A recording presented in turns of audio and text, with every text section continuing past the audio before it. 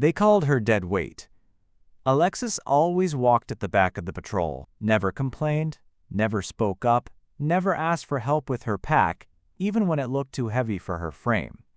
The team thought she was their weakest link, until she became their only hope. Welcome to Quiet Tales Studio. Before we begin this story of survival, courage, and the strength that hides in silence, tell us in the comments, what city are you watching from today? And if you believe stories like this deserve to be heard, hit that subscribe button and help us share them with the world. Blank. The Oregon Cascades stretched endlessly in every direction, their peaks buried under fresh powder that glittered like broken glass in the morning sun. Ancient Douglas firs climbed the slopes like cathedral pillars, their branches heavy with snow that had been falling steadily for 3 days. The silence was absolute, broken only by the occasional crack of settling ice or the distant call of a winter hawk circling high above the tree line. The training exercise was supposed to last 3 days. Elite mountain warfare specialists from Fort Lewis, 12 of the Army's finest, dropped into wilderness so remote that cell towers were just a memory, and the nearest road was 40 miles through terrain that could kill you if you made the wrong turn. This wasn't basic training. These were hardened soldiers, men and women who had served in Afghanistan, Iraq, Syria. They had stormed compounds in the dead of night, navigated urban warfare zones, survived IED attacks and sniper fire. But the mountains of Oregon presented a different kind of enemy, one that didn't shoot back, didn't negotiate, and showed no mercy to the unprepared. Alexis Hartwell adjusted her pack straps for the 3rd time that morning and fell into her usual position at the rear of the column. She was 23, with platinum blonde hair pulled tight under her winter cap, green eyes that seemed to take in everything while revealing nothing. Her gear was regulation, nothing special. Nothing that marked her as different from the others. But there was something in the way she moved, a quiet confidence that went unnoticed by men too focused on their own reputations to pay attention to the woman they'd already written off. The others barely acknowledged her presence. To them, she was the new transfer, the unknown quantity who'd been assigned to their unit 3 weeks ago without explanation. Her file was thin: basic training at Fort Benning, advanced individual training at Fort Sam Houston, then nothing but routine assignments at bases where nothing ever happened. No combat deployments, no special commendations. No reason to believe she belonged with warriors who had earned their places through blood and sacrifice. "Keep up, Hartwell," Staff Sergeant Miguel Rodriguez called over his shoulder without turning around. "We're not waiting for stragglers today." Rodriguez was a 12-year veteran with 3 combat tours and scars on his hands from shrapnel that had nearly ended his career. He ran his squad with the kind of discipline that came from watching good soldiers die, because someone wasn't fast enough, wasn't strong enough, wasn't ready when it mattered. He had no patience for weakness, and in his mind, Alexis represented everything he feared in modern military recruitment: soldiers chosen for politics rather than capability. She didn't respond to his command, just shifted her rifle to a more comfortable position and maintained her steady pace, boots crunching softly in the snow. Her breathing was even, controlled, while some of the men around her were already showing signs of exertion in the thin mountain air. Specialist Tommy Chen glanced back with a smirk. He was 25, built like a linebacker, with arms that could bench press twice his body weight. He'd grown up in the streets of Oakland, fought his way out of poverty through military service, and earned respect through sheer physical dominance. To him, warfare was about strength, speed, and the will to fight harder than the enemy. "Think she'll make it through day 1 without falling behind?" he muttered to his buddy, Corporal James Williams. Williams was a different kind of soldier. Quiet, methodical, deadly accurate with a rifle. He had earned his reputation as a sniper in the mountains of Afghanistan, where patience and precision mattered more than raw strength. But even he had doubts about the woman walking silently behind them. "Tony Buck says she's crying for extraction by nightfall," Williams replied, adjusting his scope covers against the morning glare. They didn't know she could hear them. They didn't know a lot of things about her. Private Marcus Davis, the team's communications specialist, caught fragments of their conversation and grinned. At 20, he was the youngest member of the squad, eager to prove himself among veterans who had seen combat while he was still in high school. He carried their most sophisticated equipment: satellite radio, GPS navigation systems, emergency beacons, all the technology that was supposed to keep them connected to the outside world. "Maybe we should have brought an extra sleeping bag," he joked. For when she gets too cold to move." The laughter that followed was low, casual, the kind of ribbing that soldiers use to establish hierarchy and test newcomers. None of them meant to be cruel. In their minds, they were just acknowledging reality. Mountain warfare was brutal, unforgiving, and historically dominated by men who could carry 100-pound packs across impossible terrain for days without complaint. Alexis heard it all. She noted the easy camaraderie between Chen and Williams, the way Rodriguez scanned their route with the eyes of someone who had learned to read danger in every shadow. She observed Davis's unconscious habit of checking his equipment every few minutes, the nervous energy of someone who knew his technology was the only thing standing between the team and disaster. But she said nothing. She had learned long ago that words were cheap in the mountains. Actions were the only currency that mattered. The morning passed in steady progress across terrain that grew increasingly challenging. They crossed frozen streams hidden beneath snow bridges that could collapse without warning. They navigated around cliff faces, where a single misstep would mean a 1,000-foot fall onto rocks that would leave nothing for the rescue teams to find. Rodriguez maintained a punishing pace, partly because their timeline was tight, partly because he wanted to see who would crack first under pressure. Mountain warfare wasn't just about surviving the enemy. It was about surviving the environment, your equipment, and your own limitations. By 1,000 hours, they had climbed nearly 2,000 feet in elevation. The air was thin enough that even experienced soldiers were feeling the strain. Specialist Karen Foster, a medic with tours in both Iraq and Afghanistan, was breathing hard despite her excellent physical condition. Sergeant First Class Robert Jackson, a demolitions expert who could carry his own body weight in explosives, was sweating despite the freezing temperature. But Alexis maintained her position at the rear of the column, her pace never varying, her breathing never labored. She watched the sky with eyes that seemed to read patterns invisible to others. She noticed how the wind shifted direction every few minutes, how the cloud formations were building mass and moving faster than they had an hour earlier. The mountain weather in Oregon could turn deadly in minutes, and it did. What started as light flurries at 0800 hours became something more serious by 1100. The temperature dropped 10 degrees in 30 minutes. Visibility began to deteriorate as the snowfall thickened from scattered flakes to a steady curtain of white that made it difficult to see more than 50 feet in any direction. Rodriguez called for a brief halt to check their position and assess conditions. The team gathered in a loose circle, stamping their feet to maintain circulation, pulling their jackets tighter against the increasing wind. "Weather's getting worse," Foster observed, checking the thermometer clipped to her gear, temperatures dropping fast. "How much further to the checkpoint?" Jackson asked, consulting his map. Rodriguez studied their route, comparing terrain features to the topographic lines on his chart. "Should be about 3 miles northwest. We can make it before this gets too bad."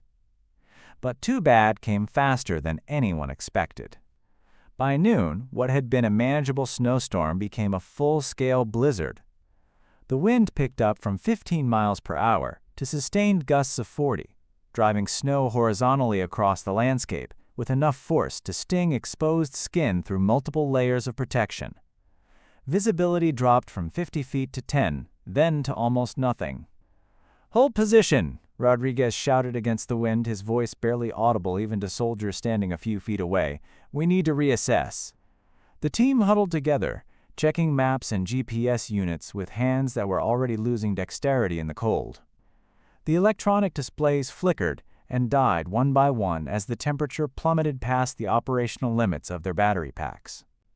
"GPS is down," announced Davis, shaking his device like that would bring it back to life. "I've got nothing but error messages." "Same here," Williams confirmed, tapping his navigation unit with a gloved finger. "Compasses are going haywire too. Must be mineral deposits in these rocks screwing with the magnetic readings." Rodriguez pulled out his radio, the team's lifeline to the outside world. Static filled the air like electronic snow. "Base. This is Alpha 7, do you copy?" Nothing but white noise filled the channel. Base, Alpha 7 requesting immediate weather update and extraction coordinates. Still nothing. The storm was jamming their communications, cutting them off from support, from extraction, from anyone who might help them navigate through conditions that were rapidly becoming lethal. The wind picked up even more, turning the snowfall into a horizontal assault that made it impossible to keep their eyes open for more than a few seconds at a time. Ice crystals formed on their goggles, their face masks, their weapons. Metal equipment became so cold it would freeze to exposed skin on contact. Alexis watched from her position at the edge of the group, noting details that others were too distracted to see. She observed how the older trees bent but didn't break, indicating the direction of the prevailing wind patterns. She noted how snowdrifts formed natural windbreaks in certain areas, creating microclimates that could mean the difference between life and death. She studied the landscape with eyes that had been trained to read survival in the most hostile environments. "We need shelter," Rodriguez decided, his tactical mind calculating their rapidly diminishing options. "Chen, Williams, scout ahead for caves or overhangs. Stay within voice contact. Davis, keep trying to get that radio working. Everyone else, stay put and conserve energy." Chen and Williams disappeared into the white, their figures swallowed by the storm within seconds. The remaining soldiers huddled together, sharing body heat, rationing their remaining energy bars, checking and rechecking equipment that was failing in the extreme conditions. 20 minutes passed, then 30. Rodriguez's face grew tense as he realized that 2 of his best soldiers had vanished into a whiteout that was getting worse by the minute. "Where the hell are they?" he muttered, scanning the storm for any sign of movement. Davis continued working on the radio, pulling batteries from other equipment, adjusting antennas, trying every technical solution he could think of. "Radio's completely dead, Sergeant. Whatever's coming down from the sky, it's jamming everything electronic we've got." An hour passed. Then 2. The storm intensified beyond anything in the weather forecasts, turning from blizzard to something closer to a whiteout nightmare that made navigation impossible and survival questionable. The temperature gauge on Rodriguez's pack read -15 and dropping fast. "We can't wait any longer," Rodriguez announced, his voice tight with the kind of decision-making that separated leaders from followers. "They must have found something substantial. We'll follow their tracks and link up." But their tracks were already gone, erased by wind and fresh snow as fast as they'd been made. The storm had eliminated every trace of their passage, leaving the remaining soldiers with no indication of which direction their teammates had gone. That's when the first man went down. Specialist Morrison collapsed without warning, his legs simply folding beneath him like a marionette with cut strings. His lips were blue, his speech slurred, his coordination failing, as hypothermia began shutting down his body's core functions. The cold was winning, and it was winning fast. "Davis, help me get him up," Rodriguez ordered, recognizing the signs of severe exposure. But when he looked around, Davis was swaying on his feet, his own coordination failing as the cold penetrated layers of insulation that should have kept him warm. One by one, the elite soldiers began to succumb to the mountain's merciless assault. Their training had prepared them for combat, for urban warfare, for desert operations where the enemy carried weapons and could be fought with tactics and firepower. But this wilderness was different. This was nature at its most unforgiving, an enemy that couldn't be negotiated with, couldn't be outflanked, couldn't be defeated through superior firepower. Jackson, the demolitions expert who could carry his own body weight in explosives across hostile terrain, found himself unable to lift his pack. Foster, the medic who had treated combat wounds under fire, was struggling to maintain her own core temperature. Rodriguez, the veteran leader who had never lost a soldier under his command, was watching his team fall apart in conditions that no amount of military training had prepared them for. That's when he noticed Alexis standing calmly at the edge of their group, her breathing steady, her posture strong, her movements controlled and deliberate. While everyone else fought to stay upright. While hardened combat veterans struggled against an environment that was systematically destroying their ability to function, she looked comfortable. Not just surviving, comfortable. Rodriguez looked around desperately at his failing team, at soldiers who had followed him through combat zones and trusted him to bring them home alive. That's when he swallowed his pride and turned to the woman he had dismissed as dead weight. "Hartwell," he called out, his voice hoarse from shouting over the wind. "You okay?" She nodded once, a simple gesture that somehow conveyed complete confidence. "Yes, Sergeant." "Any ideas? Because I'm running out of options here." For the first time since the exercise began, Alexis stepped forward. She knelt beside Morrison, checked his pulse with fingers that moved quickly despite the cold, examined his pupils for signs of severe hypothermia, assessed his condition with movements that were clinical, precise, professional. "He needs shelter and warmth in the next 10 minutes, or we'll lose him," she said quietly, her voice cutting through the wind with surprising clarity. "There's a natural depression about 50 meters northwest of here. Should provide windbreak and enough space for all of us." Rodriguez stared at her, seeing her clearly for the first time since she'd joined his unit. "How do you know that?" "I've been watching the snow pattern since the storm started," she replied, gesturing toward formations that looked like random accumulation to everyone else. "The way the wind moves around obstacles, where it deposits the heaviest drifts, how it creates calm spaces behind larger formations. Basic wilderness survival. There's always protected space if you know how to read the signs." She was already moving, not waiting for permission, not asking for approval. The team had no choice but to follow. The shelter she led them to was exactly as she described, a natural hollow formed by fallen trees and rock formations that had been carved by centuries of wind and weather. It was protected from the worst of the storm, just deep enough to accommodate 12 people, positioned so that the prevailing wind would pass over them rather than through them. While the others collapsed gratefully into the protected space, fighting exhaustion and the early stages of hypothermia, Alexis began working with the systematic efficiency of someone who had done this before. She gathered specific types of pine boughs, arranging them in carefully constructed layers that would provide insulation between their bodies and the frozen ground. She identified which snow was suitable for melting into drinking water and which contained too much debris to be safe. She organized their remaining supplies with the precision of someone who understood that in survival situations, every calorie counted, every ounce of fuel mattered, every decision could mean the difference between life and death. "Where did you learn this?" Rodriguez asked, watching her work with growing amazement. Alexis paused for just a moment, her hands never stopping their methodical preparation. "Colorado," she said simply. "Grew up in the Rockies." But that wasn't the whole story, and everyone was beginning to sense that there were layers to this quiet woman that none of them had bothered to discover.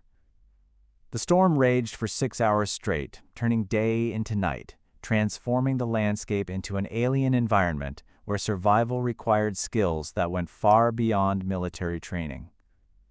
During that time, Alexis kept Morrison alive through careful monitoring of his vital signs, rotating warm packs to maintain his core temperature, forcing warm liquids down his throat every 20 minutes to prevent his body from shutting down completely. She rationed their food supplies based on calculations that took into account their caloric needs, the duration of the storm, and the energy requirements for what would undoubtedly be a difficult extraction. She calculated water needs and managed their fuel consumption to maintain a small, smokeless fire using techniques that none of the combat veterans recognized. When Foster, the trained medic, tried to assist with Morrison's care, she found herself learning from a woman who seemed to understand cold weather injuries with the expertise of someone who had dealt with them before. "How do you know to rotate the heat packs that way?" Foster asked, watching Alexis reposition warming elements with precise timing.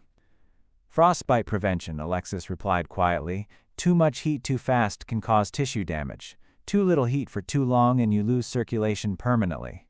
It's about maintaining the right temperature gradient." "Where did you learn medical treatment for hypothermia?" Alexis was quiet for a moment, focused on her patient. "Trial and error," she said finally. "Lots of trial and error." When the wind finally died down and visibility began to return, they could see the true scope of their situation. The storm had deposited nearly 3 feet of fresh snow, transforming familiar terrain into an alien landscape. They were miles off course, surrounded by terrain that looked nothing like their maps, with no electronic navigation and no communication with the outside world. Worse, there was still no sign of Chen and Williams. "We have to find them," Rodriguez said grimly, staring out at the vast expanse of white that had swallowed two of his best soldiers. "They've been out there for 8 hours in this weather." Alexis stood up slowly, scanning the landscape with eyes that seemed to read the mountain like a familiar book. She studied wind patterns, snow formations, the subtle signs that indicated how the storm had moved across the terrain.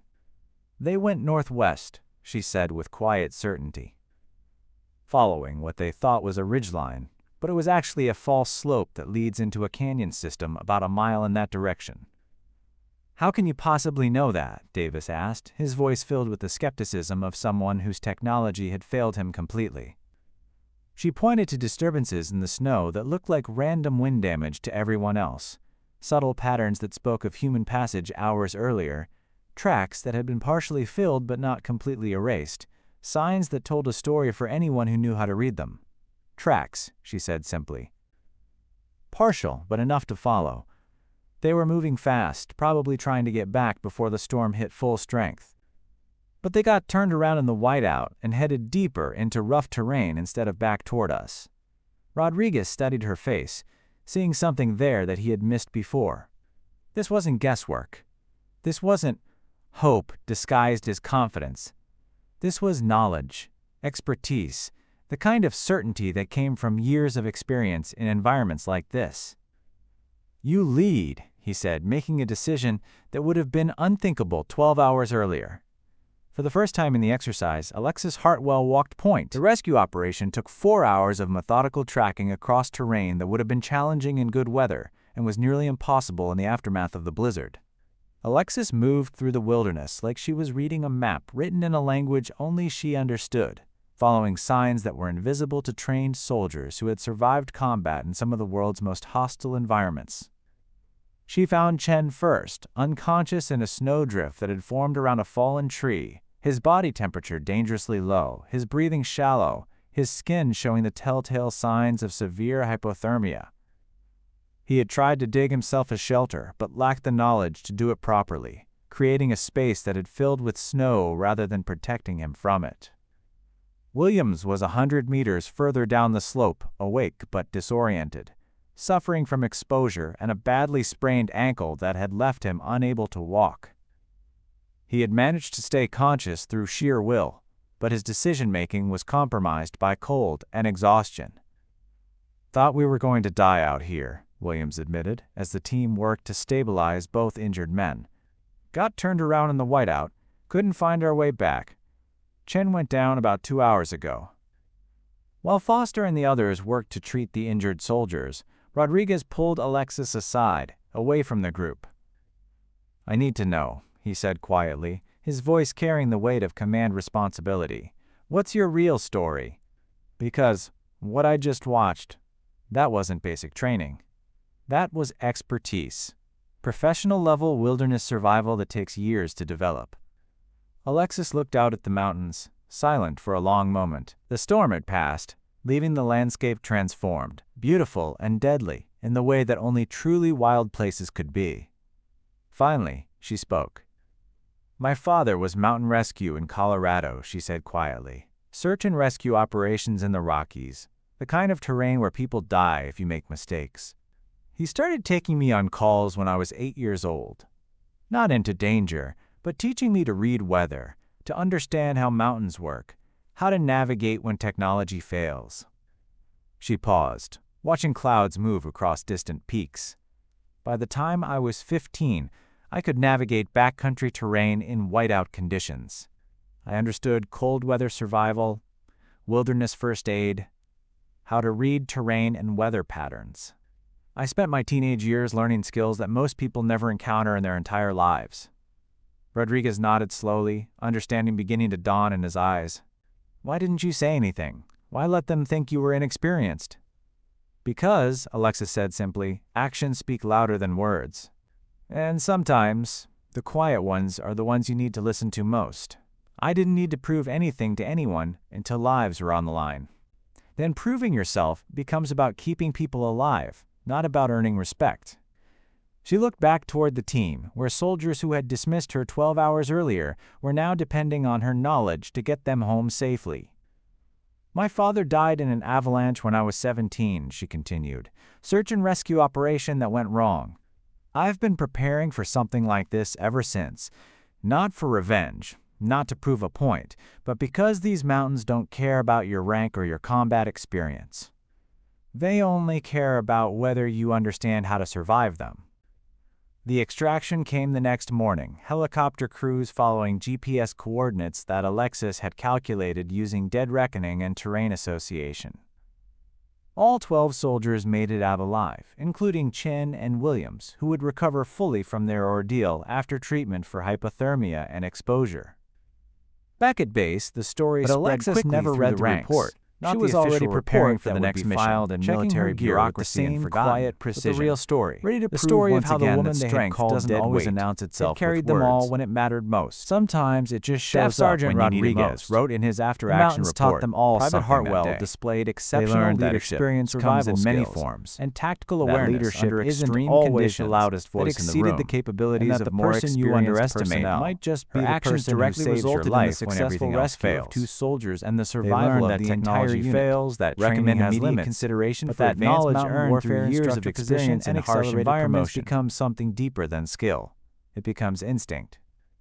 Most importantly, they learned that assumptions can be deadly, that judging people by first impressions can blind you to capabilities that might mean the difference between survival and disaster.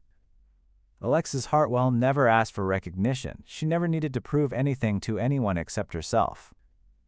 But when 12 lives hung in the balance on a frozen mountain in Oregon, she proved something that would be remembered long after the snow melted and the reports were filed. She proved that heroes don't always look like what you expect. Sometimes they look like the quiet woman walking at the back of the patrol, carrying more than just her share of the weight, watching the sky with eyes that can read danger in cloud formations, understanding the mountain in ways that can't be taught in any training manual. Sometimes they look like someone who has spent years preparing for a moment that might never come, but when it does, they're ready.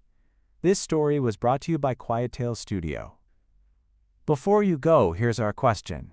Have you ever known someone who was underestimated only to surprise everyone when it mattered most?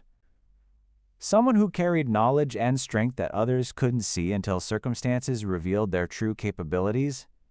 Tell us their story in the comments below. Share how they changed your understanding of what strength looks like, what leadership means, what it takes to be a hero in moments when heroism isn't optional. And if stories like this resonate with you, if you believe that real strength often comes from the most unexpected places, subscribe to our channel. We're building a community of people who understand that the quiet ones, the overlooked ones, the underestimated ones, might just be the strongest people you'll ever meet. Thank you for watching. We'll see you in the next one. And remember, never underestimate the quiet ones. They might just be the ones who save your life when everything else fails.